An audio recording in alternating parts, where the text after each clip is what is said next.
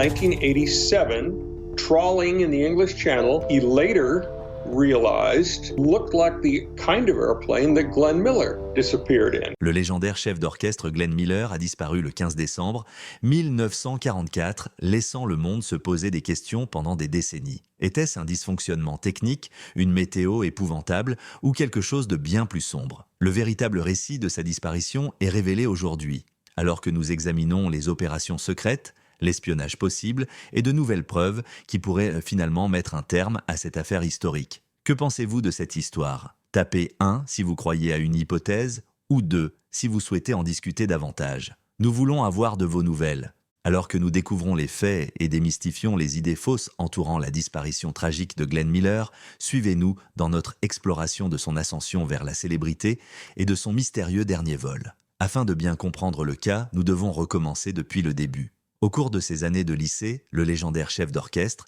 né Alton Glenn Miller, à Clarinda, Iowa, a changé son nom pour Glenn avec un double N. Mais ce changement de nom n'était pas qu'un faux semblant. Il fut utilisé tout au long de sa vie pour des raisons militaires et judiciaires. Sur des documents officiels tels que son permis de conduire, ses déclarations fiscales et ses dossiers militaires, il a été identifié comme étant Alton J. Miller. Miller a commencé sa carrière musicale dès son plus jeune âge. Il a rejoint la symphonie municipale de Grant City, dans le Missouri, et a acheté son premier trombone après avoir gagné suffisamment d'argent en traire des vaches. Bien qu'il joue de divers instruments, dont la mandoline et le cornet, le trombone devient finalement son instrument préféré. Les Miller ont déménagé à Fort Morgan, Colorado, en 1918, et Glenn y est allé au lycée. Pendant 2 ans, il a reçu un puits pour l'annuaire scolaire. Dans ces annuaires, son nom était orthographié à la fois Glenn et Glenn, ce qui accentuait encore davantage son identité changeante. En 1921, après avoir obtenu son diplôme d'études secondaires, Miller se concentrait sur le fait de devenir musicien professionnel. Ayant éprouvé le plaisir de jouer sur scène, il était déterminé à en faire sa carrière. Il ne savait pas que sa carrière de musicien ferait de lui l'un des chefs d'orchestre les plus célèbres de tous les temps. Miller est devenu membre de la fraternité Sigma Nu lorsqu'il s'est inscrit à l'université du Colorado à Boulder en 1923. Son amour de la musique était cependant trop grand pour les limites de la salle de classe. À Denver, il a joué avec des groupes comme le Boyd Center et a passé une grande partie de son temps à assister à des auditions. Après avoir échoué la plupart de ses études, y compris l'harmonie, il est arrivé à la conclusion que la musique, et non les universitaires, était sa véritable vocation. Il a quitté l'université très tôt pour poursuivre une carrière dans la musique professionnelle. Au cours de ses voyages, Miller est arrivé à New York et s'est complètement absorbé dans le système Schillinger, une nouvelle approche de la composition et de l'arrangement musical. Il a écrit la chanson pour Miller, qui a finalement été rebaptisée Moonlight Serenade, alors qu'il étudiait avec Joseph Schillinger. Son thème phare, composition intemporelle qui résume sa démarche musicale, serait cette célèbre chanson. Après une tournée avec plusieurs groupes, en 1926, Miller obtient finalement un poste convoité dans l'orchestre de Ben Pollock à Los Angeles.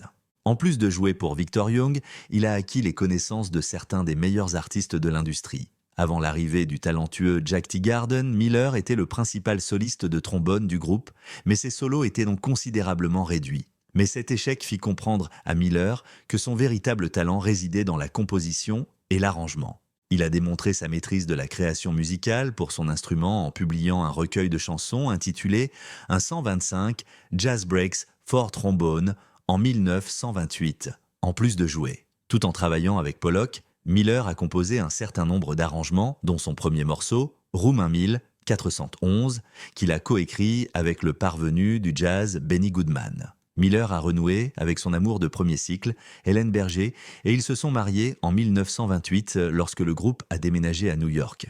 Après cela, il est devenu membre du Red Nichols Orchestra, également connu sous le nom de Red Nichols and His Five Pennies, pour lequel il a joué dans les groupes de production de Broadway tels que Girl Crazy et Strike Up the Band. Parmi les nombreux musiciens talentueux du groupe figuraient les célèbres Benny Goodman et Gene Krupa. La carrière de Miller décollait et il fut bientôt très demandé en tant que compositeur et arrangeur. Trombone indépendant pour plusieurs groupes, Glenn Miller était très occupé à la fin des années 1920 et au début des années 1930.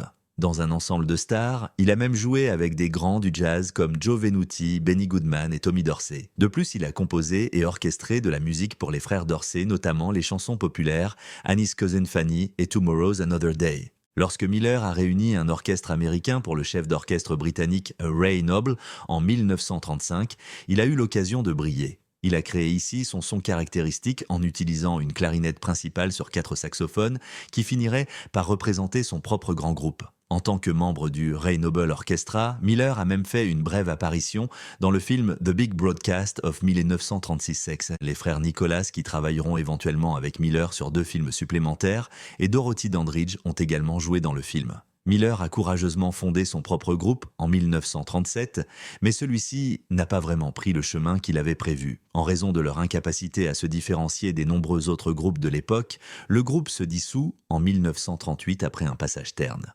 Même le grand Benny Goodman a tenté de remonter le moral d'un Miller abattu en disant « Je ne sais pas, Glenn, restez avec ça ». Les aspirations musicales de Glenn Miller ont persisté malgré la triste disparition de son premier groupe. Il était conscient que pour se faire remarquer dans un monde musical encombré, il avait besoin de quelque chose d'unique.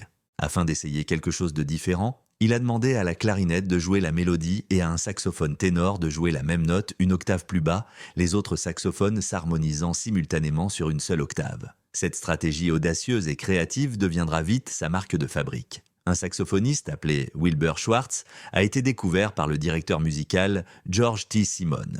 Après avoir embauché Schwartz, Miller lui fit jouer de la clarinette solo plutôt que du saxophone. Le groupe de Miller se distinguait des nombreux autres qui rivalisaient pour attirer l'attention à la fin des années 1930 grâce à cette nouvelle fusion de sons qui devint son arme secrète. C'était un style distinctif et immédiatement identifiable qui allait rapidement représenter le Glenn Miller Orchestra. Dans une interview accordée au magazine Métronome en 1939, Miller révéla le secret de son son unique.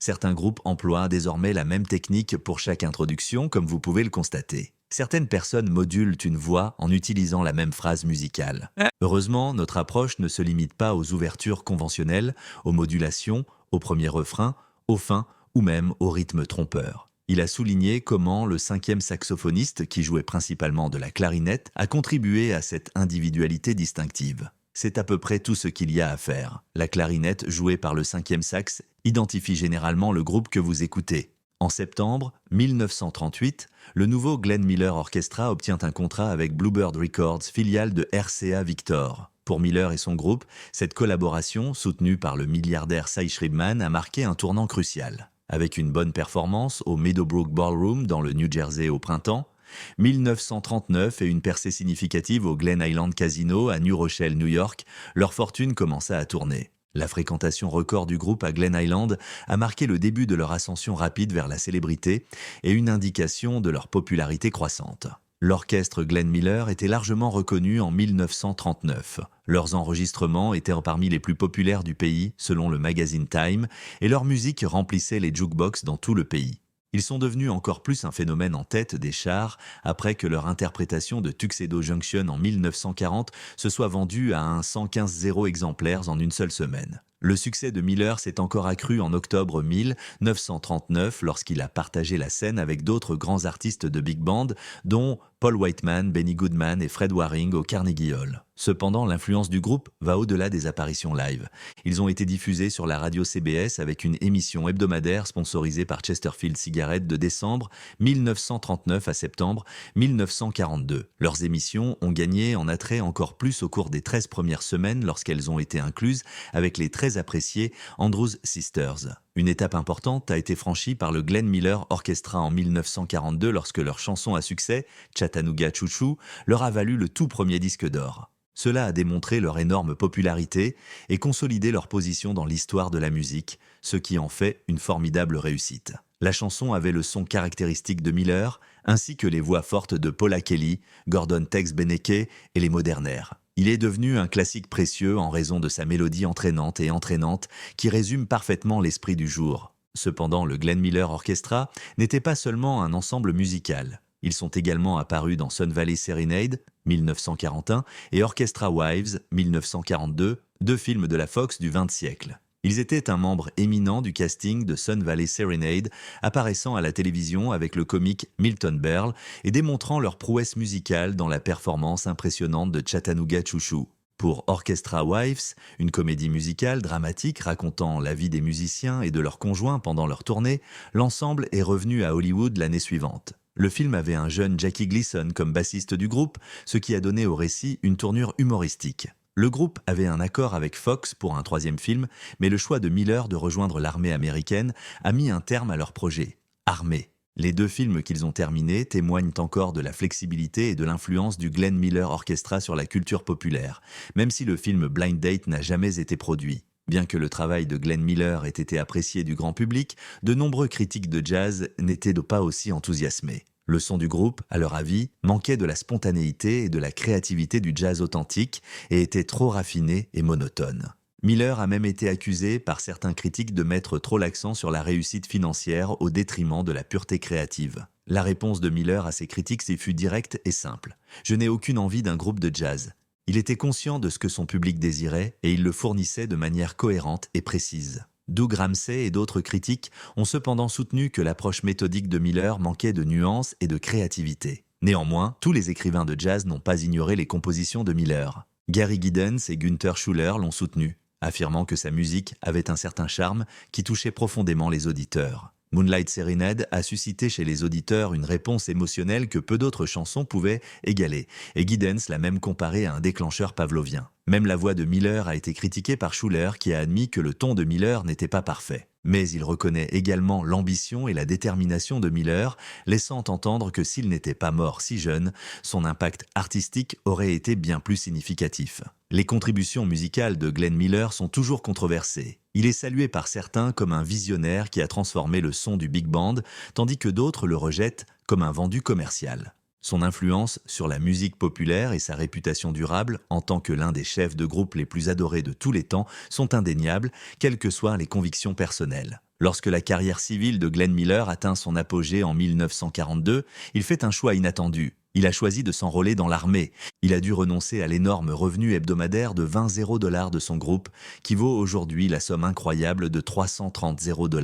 Il a démontré son patriotisme et son engagement envers la cause militaire en faisant le sacrifice pour sa nation. Au début, il était peu probable que Miller soit choisi, puisqu'il avait 38 ans, qu'il était marié et qu'il avait besoin de lunettes. Il a initialement postulé pour une commission aux États-Unis, Navy, mais une controverse impliquant des commissions de célébrités utilisées pour échapper à la conscription a entraîné le rejet de sa candidature. Bien qu'il n'ait rien à voir avec Miller, cela l'a empêché de rejoindre la marine. Miller ne se décourage pas et tourne son attention vers l'armée. Il avait déjà communiqué avec les autorités militaires, affirmant sa volonté de soutenir l'effort de guerre et son intérêt pour l'actualisation de la musique militaire. Le général Brehan Somerville a été impressionné par son idée de simplifier la musique militaire contemporaine et a accédé à la demande de commande de Miller. Après la résolution de ses affaires, Miller a dit au revoir à sa carrière civile. Ce fut un moment doux amer lorsqu'il donna à son rival Harry James le contrôle de Chesterfield Cigarette dans sa publicité d'adieu,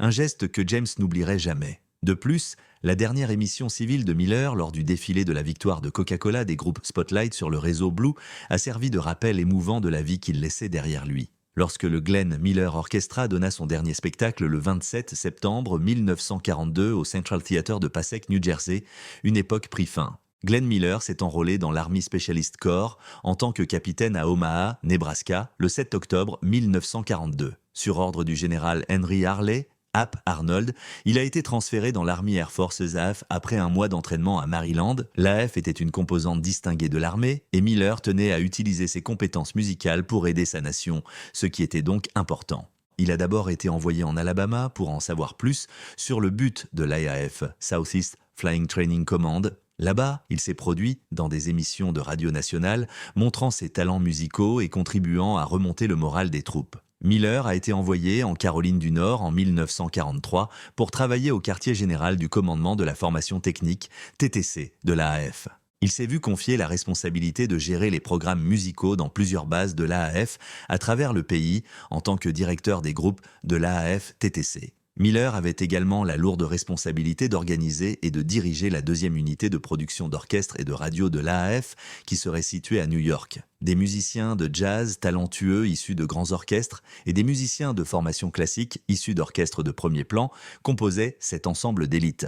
Miller voulait créer un son distinctif et avant-gardiste qui inspirerait et amuserait à la fois les soldats et les civils en fusionnant le jazz, la musique populaire et des éléments classiques comme les cordes. L'équipe de Miller allait introduire un nouveau ton et un nouveau point de vue sur les ondes, alors que Hollywood disposait déjà de la première unité de production radiophonique et du premier orchestre de l'AAF. Les fanfares et la musique patriotique n'étaient pas les seuls aspects du service militaire de Glenn Miller. Dans le cadre de leur contribution unique à l'effort de guerre, lui et son groupe ont animé une émission de radio hebdomadaire intitulée I Sustain the Wings. Mêlant jazz, musique populaire et composition classique, ce spectacle, diffusé d'abord sur CBS puis NBC, a ravi aussi bien les militaires que les civils. Le Miller Orchestra est devenu la voix officielle de l'Army Air Force une fois devenu un succès.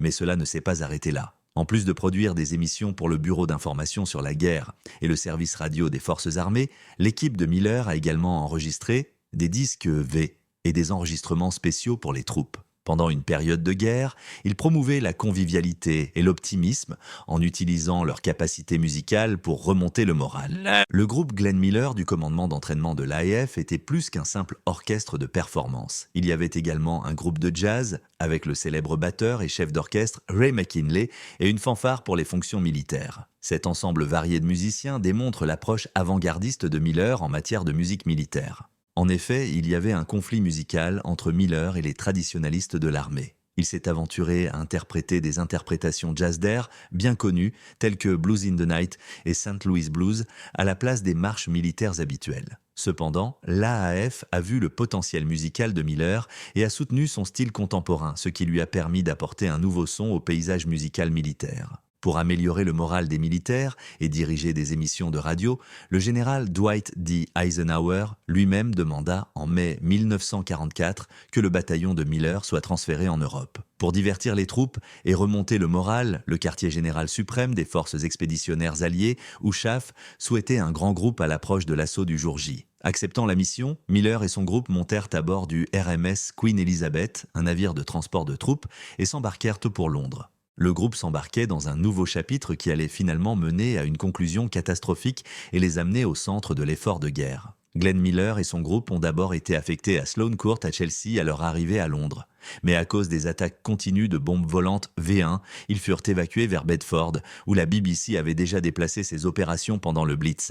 Le but de ce transfert était de rendre les environs du groupe plus sûrs, car Bedford était considéré comme moins vulnérable aux bombardements allemands. Mais un tragique coup du sort les attendait. Une bombe V1 a détruit l'ancien logement du groupe à Chelsea le 3 juillet, le lendemain du déménagement prévu à Bedford, tuant plus de 100 personnes. Le groupe de Miller avait déjà bougé, donc heureusement aucun d'entre eux n'a été blessé. La conviction de Miller que le destin était de son côté et sa chance ont été renforcées par ce quasi-accident. Avec l'aide technologique de la BBC, l'orchestre de Saint-Quentin musiciens a commencé à diffuser une série de programmes musicaux dans le cadre du programme des forces expéditionnaires alliées. AEFP, le 9 juillet. Avec tout, de l'orchestre entier au quatuor de jazz et au solo de piano, ces performances ont mis en valeur le large éventail de capacités du groupe de Miller. De plus, le groupe a été diffusé dans toute l'Allemagne et a occupé l'Europe sur la chaîne européenne de Voice of America. La musique pour la Wehrmacht, un programme destiné aux soldats allemands, était l'une de leurs offres les plus intrigantes.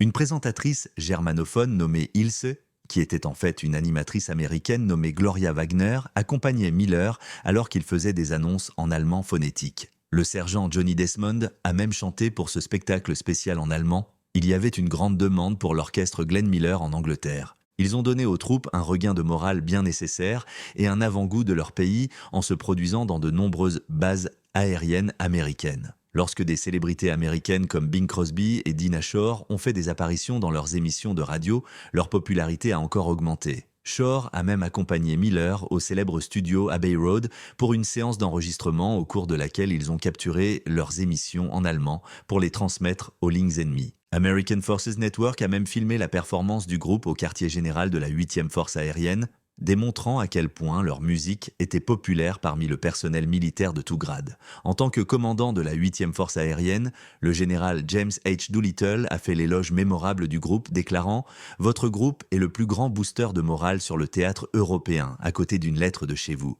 La capacité de la musique à améliorer le moral des gens et à les rassembler en période de conflit a été démontrée. Miller reçut la permission de déménager le groupe d'Angleterre en France en novembre 1944 avec David Niven, son commandant. En plus de leur offrir un meilleur lieu pour leurs émissions de radio, ils pensaient que Paris leur permettrait de divertir les soldats en convalescence du front ainsi que ceux hospitalisés. Ils ont dû préenregistrer 80 heures d'émissions avant le début du service, ce qui était une tâche difficile en plus de leur programme habituel. Entre-temps, Miller était frustré par la lenteur des préparatifs en France. Niven charge Miller de remplacer le lieutenant Donald Haynes, son officier supérieur, et de prendre un avion pour Paris pour achever les préparatifs afin d'accélérer la procédure. Le groupe AF était prêt à partir pour la France le 12 décembre 1944, après avoir terminé ses préenregistrements et ses diffusions.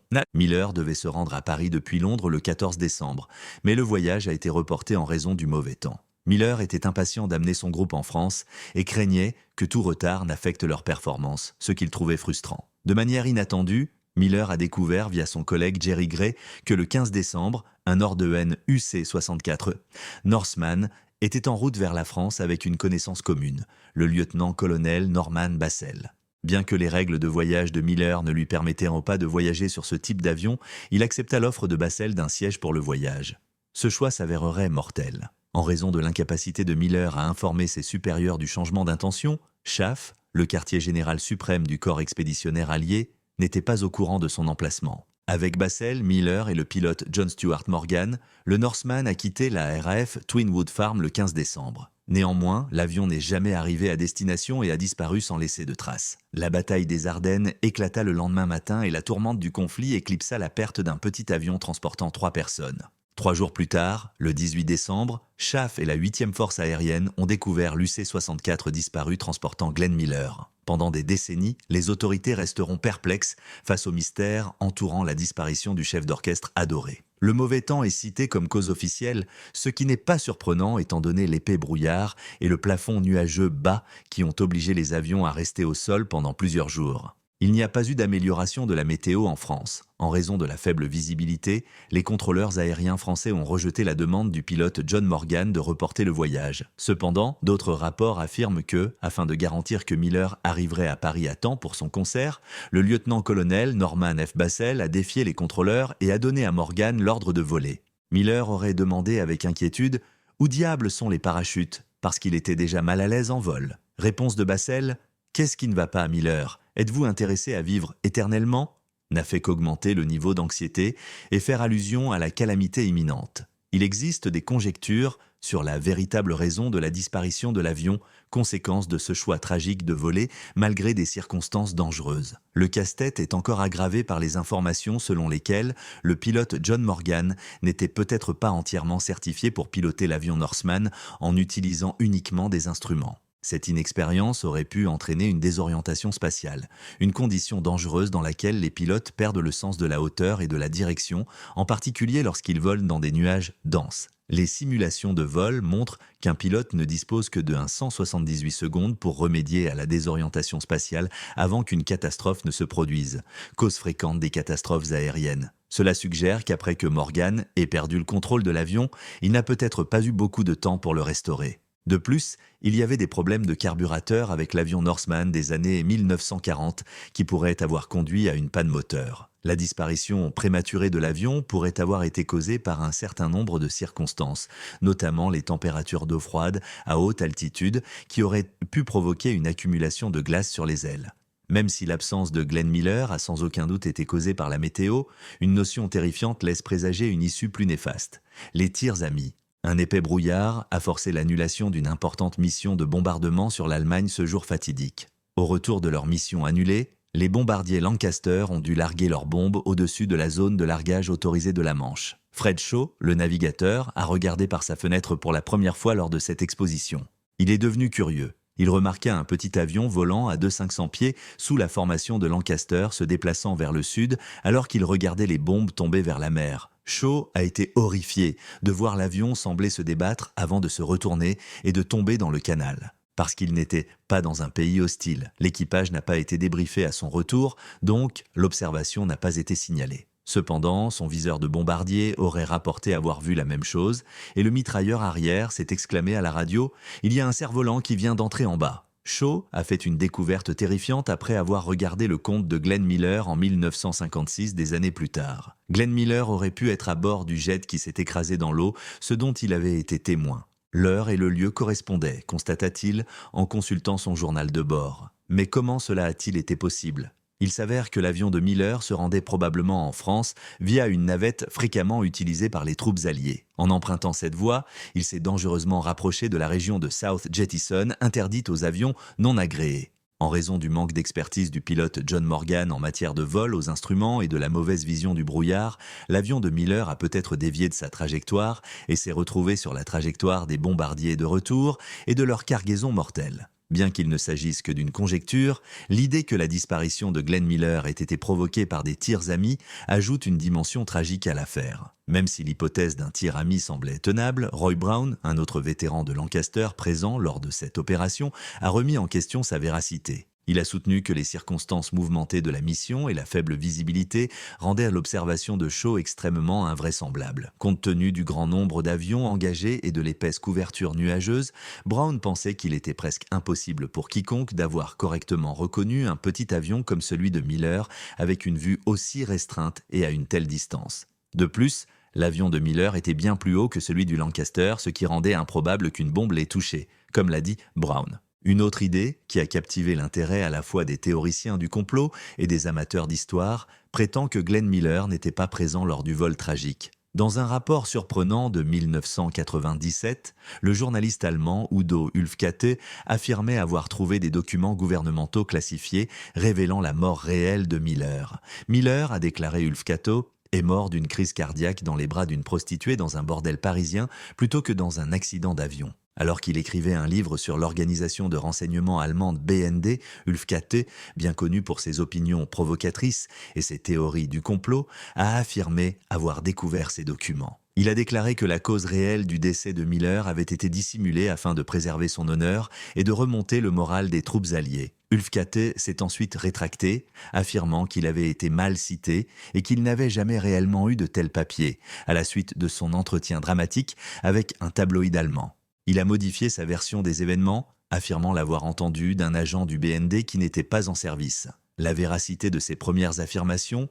est sérieusement remise en question par ses rétractations. Bien qu'il soit étrange que l'absence de Miller n'ait été signalée que 9 jours après la prétendue collision, les affirmations dramatiques d'Ulfkate ne sont étayées par aucune preuve tangible. La perte de l'avion de Miller dans la Manche reste l'explication officielle. Et l'idée selon laquelle il serait mort dans un bordel ne s'est pas avérée vraie. Il n'y avait pas que du swing et des mélodies agréables dans la vie de Glenn Miller. Il a peut-être été impliqué dans quelque chose de bien plus sinistre et secret que quiconque ne l'avait pensé, selon un côté sombre de sa biographie.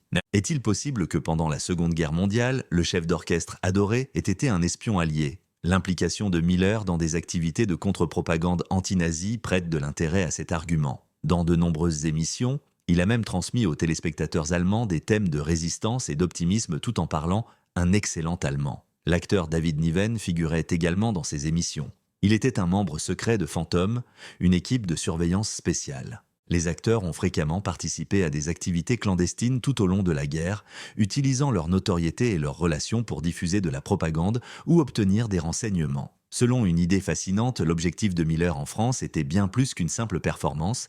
Miller, selon l'ancien ambassadeur américain, le Dr James B. Conant, se faisait passer pour un diplomate chargé de rencontrer de hauts généraux allemands, dont Hermann Göring et Gerd von Rundstedt, afin de négocier un accord de paix avec les Alliés. Miller a même été autorisé, selon Conant, à abriter Werner von Braun, l'éminent spécialiste des fusées, qui a ensuite joué un rôle important dans le programme spatial américain. Selon cette version, les nazis ont intentionnellement saboté la disparition de Miller afin de le faire taire et de contrecarrer tout pourparler de paix, plutôt que de permettre qu'il s'agisse d'un terrible accident. C'est une perspective terrifiante qui donne une nouvelle perspective à l'héritage de Miller. Le prétendu objectif de Miller est lié au récit du bordel selon le point de vue de Conant. Miller aurait été emmené en secret dans un bordel à Paris, ce qui servait de couverture aux activités nazies selon ce récit. On dit qu'il y fut tué alors qu'il était inconscient.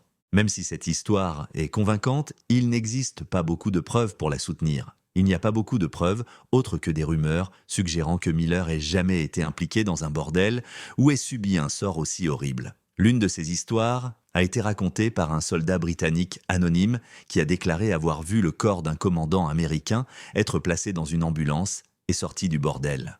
Il a été accusé d'avoir identifié le major Glenn Miller comme étant l'officier décédé. Mais la plupart des gens ont écrit cette histoire comme une rumeur ou une identification erronée. Un développement encourageant est la découverte de nouvelles informations qui pourraient aider à résoudre l'énigme de la disparition de Glenn Miller. En janvier 2019, Rick Gillespie de Tagir, International Group for Historic Aircraft Recovery, a révélé qu'il était possible qu'un pêcheur anglais ait accidentellement découvert l'épave de l'avion de Miller en 1987. Après avoir prévenu la garde côtière, le pêcheur qui avait remonté les débris de l'avion lors du chalutage dans la Manche, il a été demandé de s'en débarrasser s'il datait de la Seconde Guerre mondiale car il pourrait s'agir d'un cimetière de guerre. L'importance de sa découverte est devenue évidente pour le pêcheur des années plus tard lorsqu'il a vu une image de l'avion Norseman de Miller. Afin de fournir une piste éventuelle aux détectives, il avait noté l'endroit où il avait jeté l'épave. Gillespie, qui a beaucoup d'expérience dans la récupération d'avions, pense que cette hypothèse est plausible. Étant donné que l'avion de Miller était le seul de ce type à disparaître pendant la guerre, note-t-il, identifier l'épave serait simple si elle était découverte. Avec cette découverte, un mystère qui persiste depuis des décennies pourrait enfin être résolu et les circonstances de la disparition de Miller clarifiées. La perspective de découvrir les débris et d'élucider le mystère donne de l'optimisme aux passionnés d'histoire et aux amateurs de musique de Glenn Miller pendant que les recherches se poursuivent. D'ici là, le mystère entourant sa disparition continuera de nous captiver, nous faisant réfléchir et conjecturer sur le sort du célèbre chef d'orchestre. Helen Miller, la veuve de Glenn Miller, a reçu sa médaille d'étoile de bronze à titre posthume lors d'une triste cérémonie dans son bureau de New York le 23 mars 1945. Le dévouement et le sacrifice de Miller pendant la guerre ont été publiquement reconnus et ce fut une occasion émouvante. Le général commandant de l'armée de l'air, le général H. Arnold, a envoyé à Helen une lettre officielle de condoléances et de remerciements plus tard dans l'année, après le décès officiel de Miller. La famille endeuillée de Miller a été consolée par ce geste, qui reconnaissait les importantes contributions de Miller à l'effort de guerre. Les résultats officiels ont été présentés à Helen par le major général Anderson qui avait participé à l'enquête sur la disparition de Miller. Selon les conclusions d'une commission d'enquête de la 8e Force aérienne du 20 janvier 1945, une combinaison d'erreurs humaines, de pannes techniques et de circonstances météorologiques défavorables a provoqué l'écrasement de l'avion UC-64 au-dessus de la Manche.